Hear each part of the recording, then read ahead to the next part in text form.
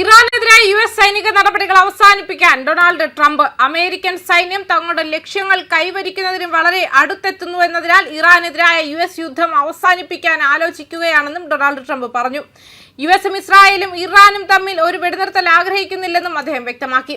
എന്നാൽ ഇറാന്റെ തിരിച്ചടികൾ ഭയന്നുകൊണ്ടുള്ള പിന്മാറ്റമാണെന്നും ഈ നീക്കത്തെക്കുറിച്ച് ചിലർ അഭിപ്രായപ്പെടുന്നുണ്ട്. എന്നാൽ ഇറാനെതിരായ യുദ്ധത്തിനായി പെന്റഗൺ തങ്ങളുടെ സേനയെ ശക്തിപ്പെടുത്തുന്നത് തുടരുന്നതിനിടെ മിഡിൽ ഈസ്റ്റിലേക്ക് 3 യുദ്ധക്കപ്പലുകളിലായി ആയിരക്കണക്കിന് സൈനികരെ കൂടി വിന്യസിക്കാൻ പെന്റഗൺ ഉത്തരവിട്ടിരുന്നു. ഇറാനിയൻ സൈനിക അടിസ്ഥാന സൗകര്യങ്ങളും നശിപ്പിക്കുക, ഇറാനെ ആണവശേഷിയുടെ അടുത്തെത്താൻ അനുവദിക്കാതിരിക്കുക, പശ്ചിമേഷ്യയിലെ അമേരിക്കയുടെ സഖ്യകക്ഷികളായ ഇസ്രായേൽ, UAE, ഖത്തർ തുടങ്ങിയ രാജ്യങ്ങളെ സംരക്ഷിക്കുക തുടങ്ങിയ 5 ലക്ഷ്യങ്ങൾ പട്ടികപ്പെടുത്തി ട്രൂത്ത് സോഷ്യൽ എന്ന പോസ്റ്റിലാണ് ട്രംപ് ഈ പരാമർശം നടത്തിയത്.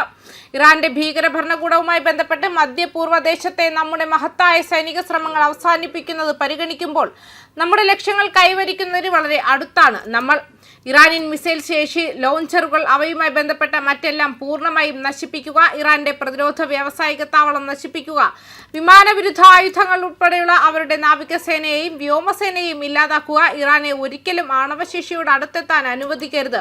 അത്തരമൊരു സാഹചര്യം ഉണ്ടായാൽ അമേരിക്കയ്ക്ക് വേഗത്തിലും ശക്തമായും പ്രതികരിക്കാൻ കഴിയുന്ന ഒരു സ്ഥാനത്ത് എപ്പോഴും ഉണ്ടായിരിക്കുക.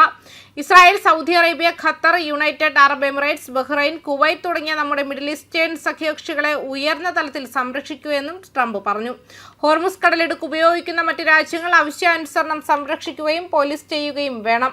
അമേരിക്ക അങ്ങനെ ചെയ്യുന്നില്ല. ആവശ്യപ്പെട്ടാൽ ഈ രാജ്യങ്ങളുടെ ഹോർമുസ് ശ്രമങ്ങൾ ഞങ്ങൾ അവരെ സഹായിക്കും. പക്ഷേ ഇറാന്റെ ഭീഷണി ഇല്ലാതാക്കി കഴിഞ്ഞാൽ അത് ആവശ്യമായി വരരുത്. പ്രധാനമായി ഇത് അവർക്ക് എളുപ്പമുള്ള സൈനിക നടപടിയായിരിക്കുമെന്നും അദ്ദേഹം കൂട്ടിച്ചേർത്തു.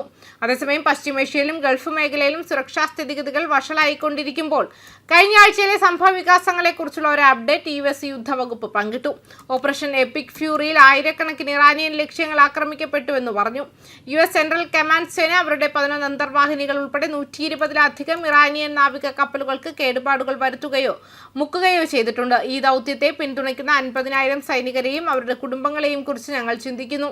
നിങ്ങളുടെ ദൃഢനിശ്ചയത്തിലും സഹിഷ്ണുതയിലും ഞങ്ങൾ അഭിമാനിക്കുന്നു. ഞങ്ങളുടെ മഹത്തായ രാഷ്ട്രത്തിലെ ഏറ്റവും മികച്ച ആളാണ് നിങ്ങളെന്ന് പെന്റഗൺ പ്രസ് സെക്രട്ടറി കിംഗ്സ്ലി വിൽസൺ എടുത്തു പറഞ്ഞു.